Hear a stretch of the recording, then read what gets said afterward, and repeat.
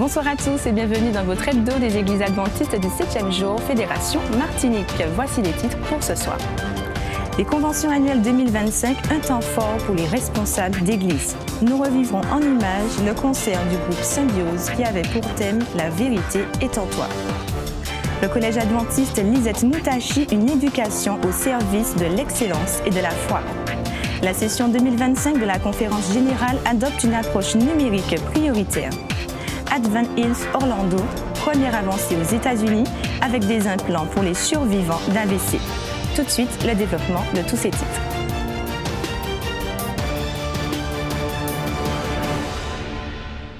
Les 15 et 16 mars, les responsables des églises du Nord Caraïbe et Nord Atlantique se sont réunis à Basse-Pointe pour un temps de formation et d'échange. Le week-end suivant, les 22 et 23 mars, c'était au tour des autres communes de se retrouver dans l'église de Smyrne. Un moment essentiel pour renforcer la mission et la cohésion des églises locales. Retour en images avec Danric Lassonnier. Les 22 et 23 mars dernier, l'église adventiste Smyrne a accueilli les conventions annuelles 2025 des responsables du département des églises adventistes de la Martinique.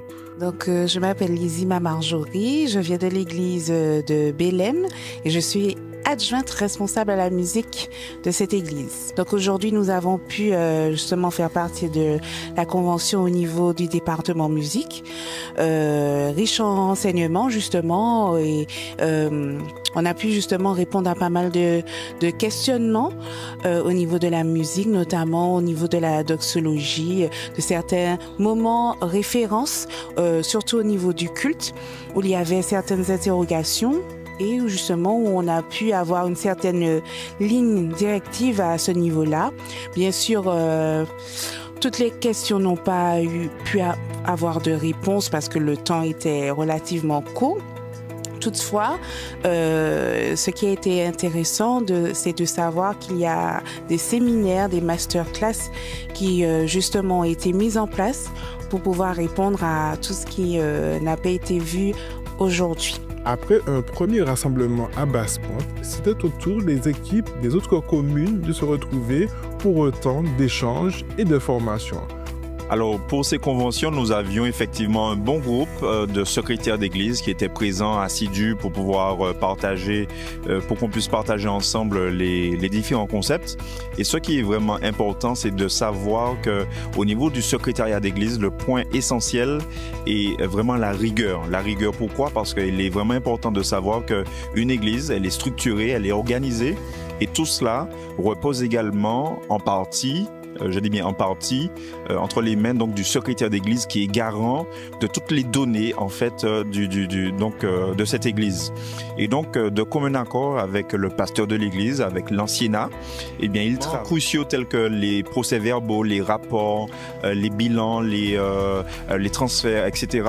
Eh bien que tout cela soit bien organisé parce qu'en fait nous l'oublions peut-être, mais peut-être dans 10, 15, 20 ans, 30 ans, eh bien il y a des informations que nous avons besoin et qui peuvent être parfois perdues si effectivement nous ne sommes pas bien organisés. Donc en fait, cette rencontre visait à vraiment remettre les points sur les i, éclaircir la vision du secrétaire, puisqu'en fait le secrétaire, c'est pas seulement celui qui prend des notes, mais c'est celui également qui est installé. Pendant tout le week-end, les participants ont approfondi leur compréhension des missions qui leur sont confiées et ont partagé leur expérience. Conférences, ateliers et moments de prière ont rythmé ces rencontres, offrant à chacun des outils concrets pour dynamiser la vie de leurs églises locales.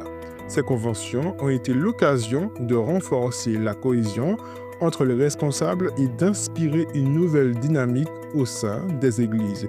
Un temps fort qui a permis à chacun de repartir avec une vision plus claire et un engagement renouvelé pour mieux servir leur communauté. Nous venons de vivre 2 week-ends de convention. La première s'est déroulée à l'église adventiste du 7e jour de Basse-Pointe. Et là, c'était pour les églises des communes du Carbège à Prêcheur, ensuite de Sainte-Marie à Grand-Rivière. Et puis le deuxième deuxième convention, l'avons organisée à Smyrne. Et là, c'était pour le reste de la Martinique, c'est-à-dire les églises du Nord Caraïbe, à partir de Bellefontaine jusqu'à Sainte-Anne, et qui englobe à la fois le Sud Caraïbe et le Sud Atlantique. Ces conventions avaient pour objectif de rassembler l'ensemble des responsables des églises de la Fédération adventiste de la Martinique, et nous avons, pendant ces 2 week-ends de convention, mis l'accent sur la nécessité pour nous de travailler ensemble. D'ailleurs, notre thème pour le quadriennat, c'est « Prie et agis ensemble ».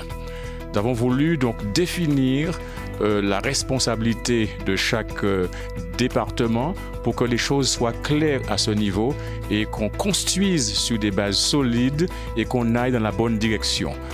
Nous avons eu la possibilité de prier ensemble, la possibilité de nous mettre au pied du Maître pour recevoir de lui force, courage, énergie. Cela est fondamental pour que l'Église à la Martinique, dans cette période 2025-2029, apprenne à travailler ensemble, mettre de côté tout ce qui pourrait faire dispersion, faire désordre, pour nous concentrer sur la mission avec un grand M. La mission, c'est ce qui doit nous motiver, nous pousser à l'action. Et les choses périphériques, le Seigneur s'en occupera. Et nous voulons donc avancer les regards fixés sur Jésus, travaillant avec le peuple, sachant que le Seigneur, qui a appelé, donnera les moyens pour réussir. Et tout cela, c'est pour sa gloire, pour son honneur, et aussi pour préparer le peuple à rencontrer Jésus. Et les signes des temps sont clairs, le Christ revient bientôt. Alors je dis Maranatha, Christ revient. C'était le samedi 23 mars qu'a eu lieu le concert du groupe Symbiose au Grand Carbet à Fort-de-France. Le thème qui a été retenu, la vérité est en toi. Nous vous proposons de revivre ce temps fort en images. Nous avons eu la chance de nous rendre au Grand Carbet pour la célébration du groupe Symbiose qui a eu lieu le samedi 22 mars. L'ambiance festive et captivante nous a complètement bercés, nous plongeant dans un univers de rythmes et de mélodies qui nous ont fait vibrer tout au long de la soirée. Je suis William, le leader du groupe Symbiose. Une célébration exceptionnelle, encore une fois, avec un thème la vérité est en toi, le choix que tu dois faire entre le bien et le mal. Et puis ce temps de louange, d'adoration avec tout un peuple qui dit la même chose, que nous aimons Dieu, que nous voulons louer, nous voulons adorer et nous voulons offrir à Dieu une offrande d'une odeur agréable. Et voilà ce qui s'est passé ce soir. Ce soir, nous avons éclaté la toiture, poussé les murs pour dire au monde entier, pour témoigner que Dieu est le Tout-Puissant, il est omnipotent. Voilà ce que nous avons vécu ce soir.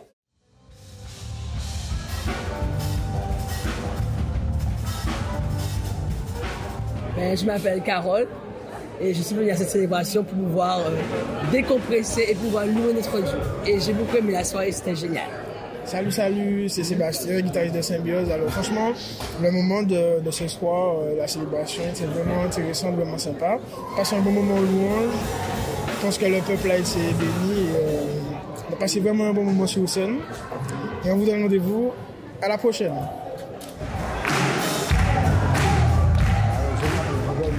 Je suis le père de Laura qui chante de Symbiose. Et ça fait un bail que je suis sur le groupe parce que c'est un projet que j'apprécie beaucoup. Et en plus de ça, l'ambiance. J'apprécie l'ambiance du groupe Symbiose parce que c'est un moment de partage, un moment de convivialité et un moment qu'on se sent à l'aise. Le chant fait du bien. Alors c'est pourquoi je vais toujours à la célébration. Alliant réussite académique et développement spirituel, le collège adventiste Lisette Moutachi offre un cadre propice à l'épanouissement des élèves. Fondé sur des valeurs de bienveillance, de respect et d'engagement, il accompagne chaque jour les jeunes vers la réussite tout en favorisant une relation personnelle avec Dieu. Voyons cela en images.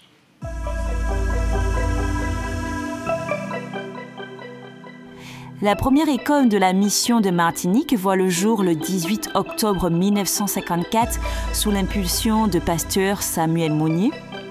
Celle-ci ouvrira ses portes à l'église de Fort-de-France avec 18 élèves du cours préparatoire et une institutrice, Madame Glette Moutachi. En octobre 1956, elle occupe de nouveaux locaux au lieu-dit Carlis à Fort-de-France et accueille 180 élèves sous la direction de Madame Moutachi. Avec comme objectif le besoin de formation académique et spirituelle des jeunes. Le site de Carlis devenant surpeuplé, le projet initial de créer une structure dans l'optique d'Ellen White avec la création d'un espace jardin et la construction d'une piscine a été entrepris. C'est ainsi qu'en septembre 1997, les élèves du secondaire s'installent sur le nouveau site au quartier Acajou, connu aujourd'hui sous le nom Lisette Moutachi. Bonjour, je suis Pascal Linzo, je suis la principale du collège Lisette Moutachi, La Montagne.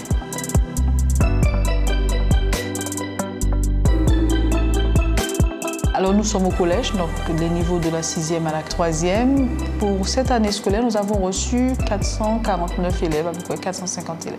Les jeunes sont toujours friands d'activité et nous nous efforçons, autant que faire se peut, d'assurer une animation pour leur permettre de se développer non seulement académiquement, mais socialement et physiquement. Nous avons donc plusieurs activités que nous proposons tout au long de l'année scolaire. D'un point de vue académique, pédagogique, nous avons par exemple un défi lecture. Nous avons également une éducation financière, des activités de renforcement qui sont présentées aux élèves systématiquement. Nous avons également une activité de lecture tous les jours à 14 h qui s'intitule « Je lis ». C'est pour encourager les élèves à tenir le livre papier, à lire, parce que la lecture a un impact certain sur le développement cérébral. Nous avons aussi une activité pour favoriser le développement du vocabulaire chez les élèves qu'on appelle Spelling Bee ou encore Épelle-moi. Ça rappelle un peu les activités une activité qui se fait aux États-Unis à l'échelle nationale. Et nous avons aussi le débat citoyen. Le débat citoyen consiste à accompagner les élèves à développer l'art de l'argumentation, la présentation d'idées, la formulation d'idées. Parallèlement à ça, nous avons aussi d'autres programmes. Nous avons par exemple l'activité physique avec le club UNSS qui se fait. Nous avons été champions de Martinique l'année dernière, minimes garçons et filles en basket. Et cette année, pour les qualifications, bien pour l'instant, nous tenons les premières places. Nous allons confirmer pour le restant de l'année scolaire. Nous avons aussi des ateliers, un atelier de langage des signes que nous proposons aux élèves le mercredi après-midi. Nous avons également un atelier de couture qu'on propose aux élèves le mercredi après-midi également. Et puis, typiquement des écoles adventistes, nous avons la semaine d'emphase spirituelle. Nous en avons deux au cours de l'année. Une qui se tient en général la dernière semaine d'octobre et puis la deuxième qui se tient justement cette semaine. Voilà, elle est animée par Dr Othello Vergère cette année, en octobre et en janvier. Nous avons également des projets communautaires. Nous participons à l'opération Pays propre. Donc les élèves sont amenés ils sont sensibilisés aux enjeux de l'environnement. Nous avons aussi eu l'occasion de visiter des EHPAD pour sensibiliser les jeunes à l'accompagnement des personnes âgées. Nous avons également notre célèbre cérémonie de graduation qui se tient à la fin de l'année scolaire et qui permet aux élèves en grande pompe d'achever leur parcours scolaire à Moutachi, pour ceux qui sont là depuis la 6e, sinon pour ceux qui arrivent en cours de route. Donc c'est une cérémonie qui se tient en général fin juin, début juillet, selon le calendrier académique. Sans oublier notre forum des métiers. C'est une activité, c'est un programme que nous proposons aux élèves pour les sensibiliser dans le cadre de l'orientation et nous faisons appel à des intervenants de l'extérieur. Nous avons à cette occasion beaucoup de parents qui sont des professionnels qui interviennent aussi et les élèves ont l'occasion de découvrir les différents métiers, ceux qui vont exister peut-être, ceux qui existent déjà et qui vont exister. Et puis nous avons la semaine du goût. La semaine du goût, alors cette année c'était tout ce qui tournait autour de la couleur orange et du chocolat. Sur le plan académique, nous avons donc à la fin de la 3e, nous avons le brevet. Jusqu'à l'année dernière, nous avions du 100%, l'année d'avant aussi. Les projets que nous menons, nous les menons tous avec le même intérêt. Est-ce qu'il y a un en particulier qui se distingue? Pas forcément, parce qu'ils sont tous différents. Ils ne font pas intervenir toujours les mêmes personnes et les mêmes ressources. En tout cas, là, moi, je ne distingue pas un projet en particulier parce que je veux tous les valoriser. Ils ont tous leur importance, même s'ils ne sollicitent pas les mêmes personnes aux mêmes occasions, mais ils sont tous importants parce que le jeune, il est encadré, il est pris en compte dans toutes ces dimensions. Donc ce projet-là pour cette dimension, celui-là pour cette dimension, et in fine, on a quelque chose qui permet d'encadrer le jeune. Voilà.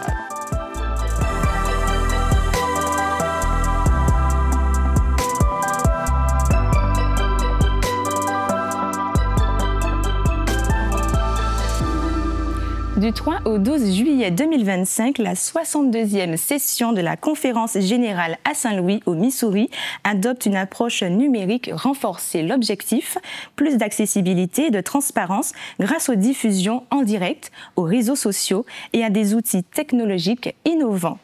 Montage signé d'Henrique Lassonnier. Pour la première fois, la conférence générale de l'Église adventiste adopte une approche numérique inédite. Grâce à la stratégie Digital First, les délibérations, votes et échanges sont facilités par des outils technologiques modernes. Cette transition permet une participation élargie, y compris pour les membres éloignés, offrant une plus grande transparence et une meilleure interactivité. Avec des plateformes en ligne dédiées et des outils de diffusion en direct, les participants peuvent suivre et intervenir en temps réel, garantissant une communication plus fluide et une prise de décision plus efficace. Cette évolution témoigne de la volonté de l'Église de s'adapter aux défis du monde moderne tout en restant fidèle à sa mission. En adoptant cette transformation numérique, l'Église adventiste franchit un cap décisif. Ce modèle innovant pourrait inspirer les prochaines assemblées et renforcer l'engagement des membres à l'échelle mondiale. Une avancée qui illustre une Église connectée, réactive et tournée vers l'avenir. L'hôpital Advent Health Orlando devient le premier aux États-Unis à implanter un dispositif innovant aidant les survivants d'AVC à retrouver la force de leurs mains et de leurs bras. Avec 50 procédures déjà réalisées, cette avancée combinée à une rééducation intensive offre des résultats impressionnants et redonne de l'autonomie à de jeunes patients. Je n'arrivais pas à faire des petites choses comme tourner mon poignet. Vivistim aide mon cerveau à recréer de nouvelles façons de faire ces choses. Vivistim est un stimulateur du nerf vague spécifiquement destiné aux patients ayant subi un accident vasculaire cérébral. Nous faisons une petite incision dans le cou. Nous plaçons une électrode qui s'enroule autour du nerf, puis nous la connectons à une petite batterie sous la peau. Il envoie un signal aux électrodes à travers le nerf. Ce signal aide les patients ayant subi un accident vasculaire cérébral à retrouver cette force qu'ils ont perdue dans un bras ou une main. Un peu comme un pacemaker. L'autre jour, j'ai pu démarrer ma voiture avec ma main droite. Je ne pouvais pas faire ça avant. Avant, je n'avais pas beaucoup de mobilité, mais j'ai commencé à crocheter, donc tenir un crochet, tourner mon poignet et faire des animaux. Je continuerai à progresser. C'est énorme. Je suis certainement plus indépendant. Nous sommes les premiers dans le pays à atteindre 50 cas et je pense que nous avons une bonne avance. Offrir une bonne qualité de vie est quelque chose de très important en médecine. Je suis heureux que Vivistim ait prouvé son succès à cet égard. Revenons chez nous avec un aperçu de vos émissions hebdomadaires, Les Sentiers du Bonheur. Pour ce samedi, le titre de votre émission, Les Sentiers du Bonheur, le jeûne qui plaît à Dieu. Écoutons un extrait. Ici, le prophète ne met pas du tout l'accent sur la privation de nourriture. Il est plutôt mis sur le fait d'être sensible de manière intense aux problématiques d'ordre existentiel qui touchent le prochain. La liberté, la pauvreté, la fraternité humaine. Si on doit envisager le jeûne comme une privation de quelque chose, ce serait alors de se priver de l'égocentrisme, de l'indifférence, de la violence, se priver du mal, tout simplement. L'intégralité est disponible sur le site adventiste.mq ou sur les ondes d'Espérance FM les 91.6 le samedi à 13h. Le Worship Moment, votre rendez-vous de louange. Cette semaine, vous entendrez Ce moment avec Dieu, cover de Sinaï Houdin, reprise de Gwenaël. Je préfère me tenir dans ta maison que dans ce monde, car je sais qu'un seul moment de toi, Seigneur, vaut mieux que 1000 ailleurs, car je me sens bien en ta présence, je ressens ta main en cet instant. Morceau déjà disponible sur votre chaîne YouTube Espérance Média Martinique. Cette semaine, c'est Cécile Pastour qui a été reçue dans votre émission Femmes vertueuses, femmes de valeur. Et toujours dans cette démarche de faire le bien.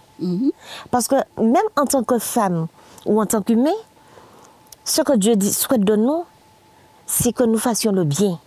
Parce que nous avons une vraie mission qui est l'entraide, l'empathie, l'amour pour l'autre. Et bien finalement, je vis ça au quotidien avec tout ce que j'ai tendance à côtoyer. Cette semaine, dans l'épisode du fauteuil, c'est Yannick qui nous ouvre son cœur en partageant l'importance de la musique dans sa vie et son désir profond de transmettre sa passion à la génération suivante. En plus de son rôle d'artiste, Yannick est responsable des musiciens du chœur du CSA Rama. Il coach avec enthousiasme et engagement. Un moment inspirant dédié à la musique et à la transmission.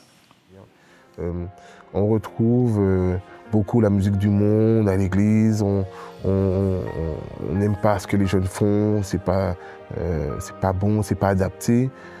Mais j'ai envie de dire, les mêmes personnes qui disent ça, elles étaient où quand eux, ils avaient besoin de matière, quand eux, ils avaient besoin d'encadrement. Il faut être là pour leur donner la matière, pour leur dire comment faire. Et à ce moment-là, ils peuvent réinvestir cela. Et vraiment, c'est quelque chose que j'ai beaucoup observé. Rendez-vous dimanche à 10h pour son témoignage inspirant. Je vous propose maintenant de découvrir les prévisions météo pour ce week-end.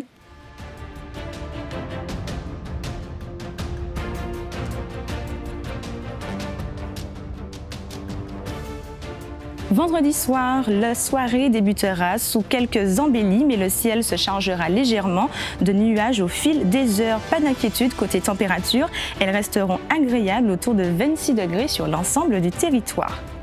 Samedi matin, dès les premières heures du jour, le soleil s'imposera rapidement, offrant une belle matinée lumineuse. Les températures resteront douces aux alentours de 26 degrés. L'après-midi, le soleil continuera de briller généreusement et avec lui, la chaleur s'installera. Le mercure grimpera jusqu'à 30 degrés, créant une atmosphère estivale. En mer, côté Atlantique et canaux, la mer sera agitée avec des vagues pouvant atteindre 2 mètres. En Caraïbes, la mer sera plus calme près des côtes et avec des creux de moins d'1 mètre. Pour la qualité de l'air, notre indice Atmo est moyen. La vigilance est jaune pour vagues submersion. Soyons prudents en bord de mer. Samedi soir, le ciel sera partiellement nuageux avec un risque de petites averses passagères. Les températures, elles, resteront douces autour de 26 degrés. Le soleil se lèvera à 6h07 et se couchera à 18h15. Un week-end chaud et ensoleillé nous attend, alors profitez-en tout en restant vigilants en mer.